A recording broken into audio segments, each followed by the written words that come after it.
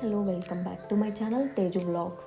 మీకు filter coffee అంటే ఇష్టమా? అయితే ఈ షార్ట్ అస్సలు మిస్ అవ్వకండి. మీకు నేను ఫిల్టర్ కాఫీ ఎలా చేయాలో చూపించేస్తాను. ఫస్ట్ అయితే ఫిల్టర్ తీసుకోవాలి. ఫిల్టర్లోకి మీకు ఇష్టమైన కాఫీ పౌడర్ వేసుకోవాలి. వేసుకున్న తర్వాత హాట్ వాటర్ని వేసుకోవాలి. హాట్ వాటర్ని వేసుకున్న తర్వాత రెండింటిని మిక్స్ చేయాలి స్పూన్తో. అండ్ డికాషన్ అనేది చాలా స్లోగా ఫామ్ అవుతుంది. ఎలా అంటే మీరు వర్షంలో స్విగ్గీ ఆర్డర్ కోసం వెయిట్ చేసినట్టు వెయిట్ చేయాల్సి వస్తుంది.